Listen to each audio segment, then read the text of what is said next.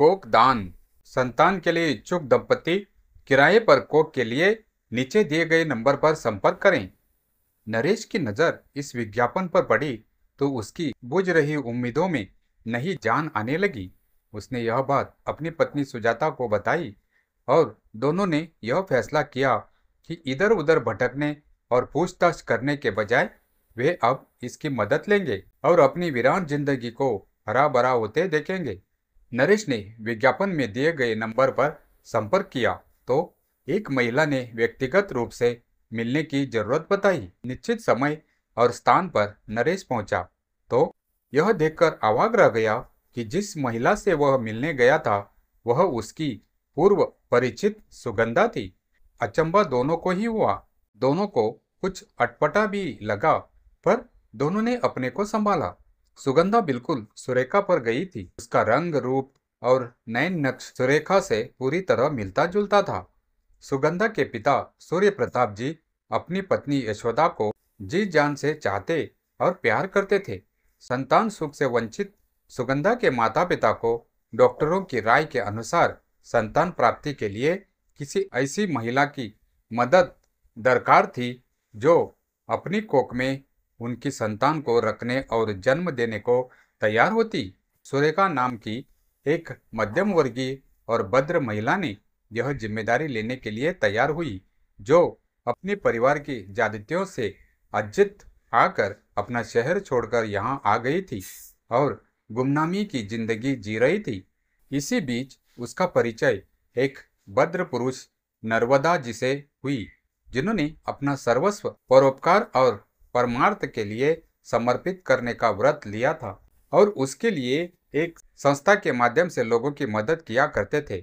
उन्होंने ही संस्था के कार्यों में हाथ बटाने के लिए सुरेखा को अपने संस्था से जोड़ा था। सुरेखा को इससे अपना जीवन निर्वाह करने और समय के सदुपयोग में भी मदद मिलती थी। काफी समझाने बुझाने के बाद सुरेखा यह जिम्मेदारी लेने को अपने को तैयार कर पाई थी। नर्मदा जी ने ही सूर्य प्रताप जी को सुरेखा से मिलवाया था और दोनों को यह निर्णय पर पहुंचने में मदद भी की थी। सुरेखा की तरफ से इस जिम्मेदारी के बदले न तो कोई शर्त रखी गई थी, न ही इसके लिए सूर्य प्रताप जी की तरफ से मदद के लिए कोई आश्वासन दिया गया था। सब कुछ नर्मदा जी को तय करना या देखना था। 11 साल बाद आज अचानक नरेश की मुलाकात सुगंधा से हुई तो दोनों चौंक गए। दोनों के सामने वह सारी बातें किसी फ्लैशबैक की तरह आने लगी थी, जो उन दोनों के अलग होने का कारण बनी थी और जिसने उन्हें अलग कर दिया था। दरअसल उन्हें तब अपने प्यार का गला घोटना पड़ा था। दोनों साथ पड़े थे, दोनों एक दूसरे को अच्छी तरह समझते थे, पसंद करते थे और साथ साथ जीना और मरना चाहते थे। नरेश के परिवार वाले पहले तो दोनों के रिश्ते के लिए रजामंद थे, पर इस बीच जब उन्हें पता चला सुगंधा का जन्म जिस कोख से हुआ था वह उसके माता पिता को किराए पर लेना पड़ा था। नरेश और सुगंधा के बीच थोड़ी देर तक खामोशी बनी रही। पहल नरेश ने की, ईश्वर ने शायद तुमसे मुझे इसलिए मिलवाया है कि मैं तुमसे अपनी बुज़दिल के लिए माफ़ी मांग सकूं। सुगंधा ने नरेश की ओर देखा, कुछ बताना और कुछ पूछना चाहती थी। वह एक कश्मकश में थी कि वह नरेश से अलग होने के बाद जिस दौर से उसे गुजरना पड़ा वह बताए या चुप रहे। इस बीच नरेश अपना मन उसके सामने खोलते हुए कह रहा था, सुगंधा, इसे उचित समझो या अनुचित, जायज समझो या नाजायज, नैतिक समझो या अनैतिक, पर मैं खुद से तुमको कभी अलग नहीं कर सका। यह बात तुम्हें सुनने में भले ही अजीब लगे, पर मैं अपना एक गुनाह आज कबूल करना चाहता हूँ कि मुझे कुछ भी अच्छा लगा या अच्छा महसूस हुआ तो मेरे एहसासों में तुम बनी रही। कोई बिना साथ रहे भी इतना पास और इतना नज़दीक महसूस हो सकता है, यह मैं नहीं जानती हूँ। मुझे तुमसे यह बात कहते हुए किसी भी तरह की हिचक नहीं है कि सुजाता और मेरे बीच सब कुछ सामान्य होते हुए भी सच यह था कि मेरे एहसासों को तुमसे नई ताजगी और नएपन का एहसास होता था और यह बात मैं कभी भी सुजाता के सामने न रख सका और न ही जाहिर ही होने दी। तुम शायद इसे मेरी एक बहुत बड़ी गुनाह मानो जो मैंने सुजाता के साथ की। नरेश की बातों को सुनकर उसे अजीब लगा। उसने कभी यह सब और ऐसा कुछ सोचा ही नहीं था। उसे कुछ भी समझ में नहीं आ रहा था कि वह आगे क्या कहे। नरेश की बातों ने उसे अंदर काफी गहराई से छुआ था। सपने में भी कभी ख्याल तक भी नहीं आया कि इस तरह उसका प्यार उसके सामने होगा और वह सब उसे महसूस कराएगा जिसका उसे न तो कोई अनुमान था और न ही कोई तजुर्बा ही था। वह अब अपने को रोक नहीं पाई और 11 साल के लंबे अंतराल से पैदा हुई दूरी पल भर में मिट गई। सुगंधा ने नरेश का हाथ अपने हाथों में लेकर कुछ पल चुप रही और नजरें नीचे किए बैठी रही। दोनों ही यह भूल गए कि उनके आज की मुलाकात का मकसद क्या है। सुगंधा की नजरें उठी तो वे नम थी। बिना कुछ बोले वह नरेश का हाथ पकड़े हुए खड़ी हुई और बाहर सड़क पर आ गई। नरेश चुप रहा और सुगंधा के साथ उसकी कार में बैठ गया। सुगंधा अपने अपार्टमेंट में पहुंची और अब दोनों उसके फ्लैट में थे। दोनों ने एक साथ चाय पी और सुगंधा के प्रस्ताव पर नरेश ने दूसरे दिन आने की हामी भरी। सुगंधा ने अपने बारे में आज न तो कुछ बताया और न ही नरेश ने ही कुछ जानने का कोई उतावलपन दिखाया। नरेश के जाने के बाद सुगंधा बस यही सोचती रही कि कैसे वह अपना मन उसकी ही तरह नरेश के सामने खोलकर रख दे और फिर सब कुछ ईश्वर पर छोड़ दे, जिसने उसे अलग किया था और अब मिला भी दिया।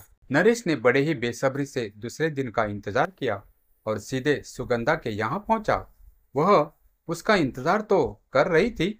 वह बहुत खुश भी थी। सुगंधा ने सोच रखा था कि आज केवल वही बोलेगी और नरेश को बताने लगी कि कैसे उसके माँ बाप ने उसकी शादी एक बहुत ही धनाढ्य परिवार में कर दिया और उसके पति से उसका संबंध केवल पति कहे और माने जाने तक ही सीमित रहा।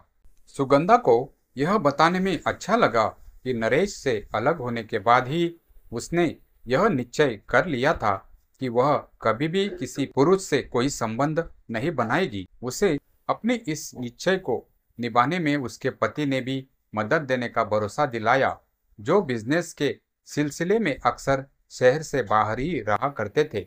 ऐसी परिस्थिति में सुगंधा को घुटन जरूर होती थी, पर वह अपने निश्चय से संबंध के अलावा नरेश को भूल भी नहीं पा रही थी। सुगंधा की शादी के 2 साल बाद ही उसके माता पिता का एक प्लेन क्रैश में मारे गए थे, इसीलिए अब उसके दुख सुख को सुनने और बांटने वाला भी कोई नहीं था। ऐसी हालत में अपने को व्यस्त रखने के लिए उसने एक दूसरे शहर के एक कॉलेज में नौकरी ज्वाइन कर ली थी, जो उसे एक बहुत ही बड़ी रकम देने के एवज में मिली। पति और परिवार से उसने संबंध नहीं तोड़ा था, इसीलिए पति का उसके यहाँ कभी कभार आना जाना चलता रहा, पर दोनों की दाम्पत्य सुख से अपने को अलग रखे हुए थे। सुगंधा की बातों को सुनकर नरेश के मन में उसके लिए सम्मान और जगह के साथ साथ बेपनाह प्यार बढ़ता जा रहा था। जो कुछ उसने अपने बारे में सुगंधा को बताया था, वह उसे सुगंधा के प्यार और त्याग की तुलना में बहुत कम, छोटा और तोता लग रहा था। सुगंधा का उसके प्रति सोच और व्यवहार को लेकर भी वह तय नहीं कर पा रहा था कि अब वह आगे अपने रिश्तों को क्या रूप दे। सुजाता के साथ भी किसी तरह का अन्याय वह नहीं होने देना चाहता था, क्योंकि संतान के सुख से वंचित रहने के बावजूद वह हर मौके और हर मामले में नरेश का पूरा साथ देती थी और एक अच्छी पत्नी होने के गुणों के संपन्न होने के साथ साथ बहुत ही भद्र और सुंदर थी। नरेश और सुगंधा न तो वर्तमान को नकारना और उलटना चाहते थे और न ही वे 11 साल पहले के अतीत को लौटा ही सकते थे। सुगंधा के मन में सुजाता के लिए पूरा सम्मान और संतान सुख के उसके वंचित होने के दर्द का एहसास भी था। वह अब संबंधों को लेकर सारे निर्णय खुद ही करना चाहती थी। इस बारे में वह सुजाता की मदद ले नहीं सकती थी और नरेश के ऊपर कोई भार टालना नहीं चाहती थी। अपने प्रति नरेश की भावनाओं से वह भली भांति परिचित हो चुकी थी। किराए की कोख से पैदा होने के कारण उसे कितना दुख सहना पड़ा था, इसे अब नरेश और सुगंधा दोनों ही समझते थे। अभी तक दाम्पत्य सुख से वंचित होते हुए भी वह उस अनुभव से गुजरना चाहती थी जो उसे 9 माह तक अपने गर्भ में रखने के लिए किराए पर अपनी कोख देने वाली सुरेखा को हुआ था। इसीलिए उसने भी अपने कोख को किराए पर देने का निर्णय करते हुए विज्ञापन दिया, जो उन दोनों के मिलने का माध्यम बना। सुगंधा ने नरेश को बताया कि वह सुजाता से मिलना चाहती है और पर किसी भी कीमत पर वह नहीं चाहेगी कि उसकी वजह से उसे किसी तरह की भावनात्मक या मानसिक ठेस पहुंचे, और इसीलिए वह अपने और नरेश के बीच परिचय और पूर्व संबंधों को लेकर कभी भी कुछ भी उससे शेयर न तो खुद करना चाहेगी और न तो यही चाहेगी कि नरेश की तरफ से ऐसी कोई बात होनी चाहिए। नरेश सुगंधा की इन बातों से पूरी तरह सहमत था। बात बात में सुगंधा बहुत भावुक हो गई और कहने लगी, सुजाता मेरे लिए अब इसीलिए भी खास है क्योंकि नरेश के एहसासों में मेरे बने रहने के लिए वह माध्यम थी। हालांकि इस बात से वह अनजान रही, जो अच्छी ही रहा, वरना सब कुछ नॉर्मल नहीं रह पाता। नरेश सुजाता के एहसासों में पूरी तरह उसके साथ था, पर सुगंधा की सोच और एहसासों का भी उसे पूरा अनुमान था। वह कुछ भी ऐसा सोचना या करना नहीं चाहता था जिससे सुजाता की भावनाओं को कोई ठेस पहुंचे। दरअसल वह बिना सुजाता को कोई कष्ट या तकलीफ पहुंचाए सुगंधा को उसके एकाकीपन से बाहर निकालना चाहता था। नरेश और सुगंधा में से कोई भी वर्तमान को पूरी तरह से नकारना और बदलना नहीं चाहते थे, पर कोई ऐसा समाधान और हल चाहते थे जिससे तीनों ही संबंधों में बिना किसी तनाव या अड़चन के साथ अपने जीवन को खूबसूरत बना सके। नरेश के सामने यह बात सुगंधा ने रखी, पर नरेश कुछ समझ नहीं पा रहा था।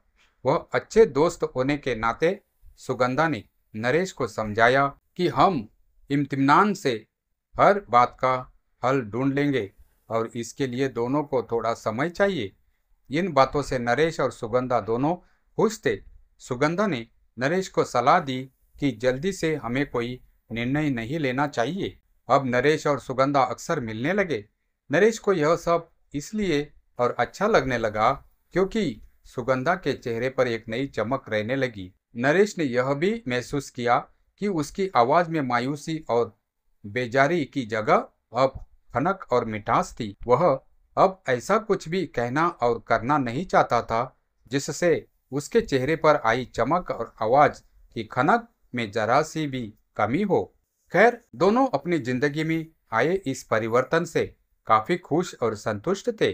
2-4 दिन इस तरह कैसे बीत गए पता ही नहीं चला, पर सुगंधा यह नहीं भूली कि उसके मिलने की वजह क्या थी। इसीलिए उसने इस बात को करना जरूरी समझते हुए नरेश से ही पूछा कि आगे क्या करना होगा। नरेश को लगा कि वह तो इस बारे में कुछ सोचने और करने की बात भूल गया था। नरेश ने अब कुछ भी सोचने, निर्णय लेने और करने की जिम्मेदारी पूरी तरह सुगंधा के हवाले कर दिया।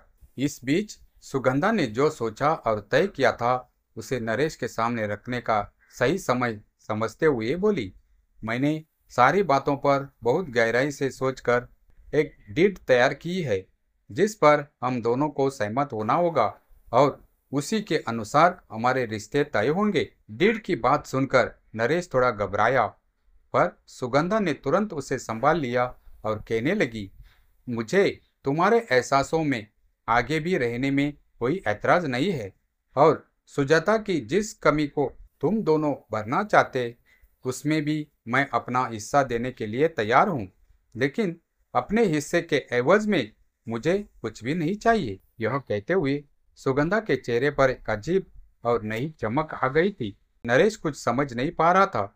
अब सुगंधा उसके काफी नजदीक आ गई थी। नरेश के हाथों को अपने हाथों में लिया। उसे पहली बार नरेश के पास आकर ऐसा लग रहा था कि वह सदियों से उसके पास रहती आई है। उसके एहसासों में नयापन था, ताजगी थी, अपनापन था। दोनों खामोश थे, पर उसकी आंखों में सपने थे। नरेश कुछ कहता या पूछता, उससे पहले ही सुगंधा अपने को रोक नहीं पाई और कह रही थी, मैं तुम्हें संतान के लिए सिर्फ अपनी कोख देने से होने वाली खुशी की जगह तुम्हें तुम्हारी ही संतान देना चाहती हूँ। तुमने मुझे केवल अपने एहसासों में रखा और इसके लिए तुम्हें सुजाता की मदद लेनी पड़ी। जो कुछ तुमने किया उसे गुनाह कहते हो और कबूल करते हो, तो क्या मेरे लिए भी एक ऐसा गुनाह नहीं करोगे जिसमें मैं भी तुम्हारा साथ दे सकूं? नरेश, बस एक गुनाह और एक झूठ से सब कुछ बदल जाएगा। कब तक दोनों अपनी बाहों में लिए एक दूसरे को निहारते रहे? समय को भी इसका एहसास नहीं हो सका। समय और एहसासों में जब उन्हें कुछ मोहलत दी तो सुगंधा ने बहुत ही मुलायम लहजे में नरेश से कहा, नरेश, मैं कभी भी कुछ भी ऐसा नहीं होने दूंगी जिसका असर तुम्हारे और सुजाता के संबंधों पर पड़े। मैं तो पहले भी तुम्हारे एहसासों में रहती ही आई हूँ और आगे भी रहूंगी। यही मेरे लिए बहुत है। पर बस एक बार मैंने उस एहसासों से गुजरना चाहती हूँ जिसे मुझे अपने पास महसूस करते हुए तुम सुजाता को देते हो। इसके बाद एक झूठ में हम दोनों पूरी जिंदगी एक साथ होंगे और वह झूठ होगा कि मैंने अपनी कोख को तुम्हारे संतान को किराए पर देने के बजाय भेंट में दिया है। लेकिन अगर तुम समझते हो कि इसके लिए तुम्हें कोई कीमत। इतना सुनते ही नरेश ने उसके मुंह पर अपना हाथ रखते हुए उसे अपने सीने से लगा लिया और बोला, बस भी करो सुगंधा। और दोनों एक दूसरे के आगोश में हो गए। सुगंधा ने जो डीड बनाया था उस पर दोनों ने अपनी रजामंदी दे दी थी। नरेश सुजाता को सुगंधा से मिलवाने ले गया। तीनों बहुत खुश थे। नरेश और सुगंधा ने मिलकर सब कुछ प्लान किया। सुजाता और नरेश ने मेडिकल से जुड़ी औपचारिकताएं पूरी की। सुगंधा और नरेश ने मिलकर रास्ता निकाला और बस एक झूठ को दोनों ने मिलकर अंजाम दिया। नरेश और सुगंधा के बीच दोस्ती और सुगंधा और सुजाता के बीच सहेली का रिश्ता बना जो पूरी जिंदगी चलता रहा। समय पूरा होने पर सुगंधा ने एक बेटी को जन्म दिया जो बहुत ही प्यारी और खूबसूरत थी। तीनों में इस बात की होड़ लगी रही थी कि वह किस पर गई है। सुगंधा कहती कि वह नरेश को पड़ी है, तो सुजाता कहती कि वह सुगंधा पर गई है। और नरेश को लगता था कि वह सुजाता और सुगंधा दोनों पर गई है। सुजाता और सुगंधा के बीच मेल जोल और एक दूसरे के प्रति सम्मान देखकर नरेश बहुत खुश था। सुगंधा संतान पाकर सुजाता और नरेश की खुशी देखकर खुश थी। सुगंधा अब इस परिवार का एक अंग थी और अलग रहते हुए भी यह महसूस कर रही थी कि एक नए मेहमान के आने से दोनों घरों में बेपनाह खुशियां बिखरी थी।